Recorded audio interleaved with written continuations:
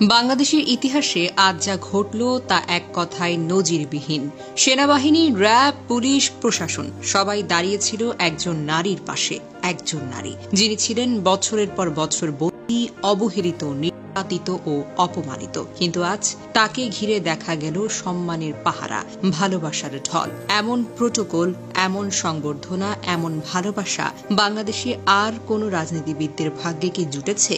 হ্যাঁ, খালেদা জিয়াকে নিয়ে, যাকে একসময় তার নিজের ঘর থেকে জোর করে বের করে দেওয়া হয়েছিল। চোখের সামনে বুলডোজার চালিয়ে গুড়িয়ে দেওয়া হয়েছিল সেই ঘর। তার ঘরের সামনে মদের বোতল ছুঁড়ে অপমান করা হয়েছিল।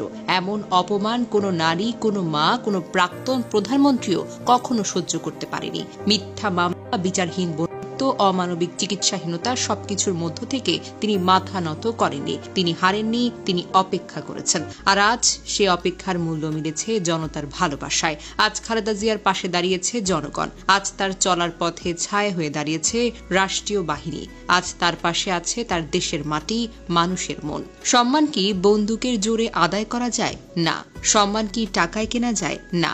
সম্মান আসে আত্মত্যাগ থেকে। আজ খালেদা জিয়া শুধু বিএনপির নেত্রী নন, তিনি বাংলাদেশের একজন সংগ্রামী নারীর প্রতীক, একজন মা, একজন যোদ্ধা, একজন ইতিহাস। এবার একটু ভাবুন, যে সময় তাকে সবকিছু থেকে আলাদা করে দেওয়া হয়েছিল, সে সময় তার ঘরে আলো ছিল না। সেই সময় যারা হাসছিল তারা আজ নিঃসঙ্গ, একা এবং কোণঠাসা। সময় সবার হিসেব নেয়। আল্লাহ যাকে সম্মান দেন, পৃথিবীর কোনো শক্তি তাকে অপমানিত করতে পারে না।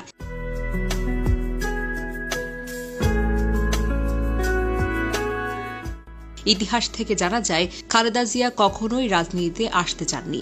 একজন সাধারণ গৃহিণী হিসেবে স্বামী শহীদ প্রেসিডেন্ট জিয়াউর রহমান ও সন্তানদের নিয়েই জীবন কাটাতে চেয়েছিলেন। কিন্তু 1981 সালে জিয়ার মৃত্যুর পর জাতির সংকটময় মুহূর্তে বিএনপির হাল ধরতে গিয়ে তাকে প্রধানমন্ত্রী হতে হয়েছে এবং দলের নেতাকর্মীদের অনুরোধে তিনি রাজনীতিতে আসতে একরকম বাধ্যই হয়েছেন। সেই নারী পরে হয়েছেন দেশের 3 বারের প্রধানমন্ত্রী। দেশের ইতিহাসে সবচেয়ে প্রভাবশালী নারী রাজনীতিবিদদের মধ্যে একজন। মাত্র 46 বছর বয়সে তিনি প্রধানমন্ত্রী হন, যা বাংলাদেশের ইতিহাসে একজন নারীর জন্য একটি যুগান্তকারী ঘটনা।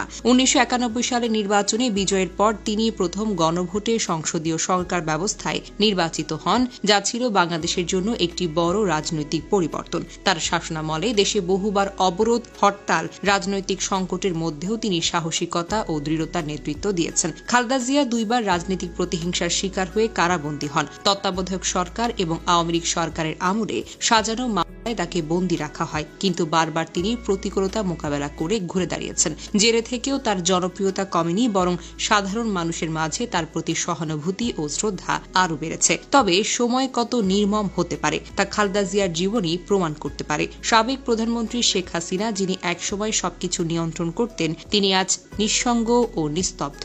আর যিনি একসময় নিপীড়নের শিকার ছিলেন, তিনি আজ লাখো মানুষের ভালোবাসায় সিক্ত।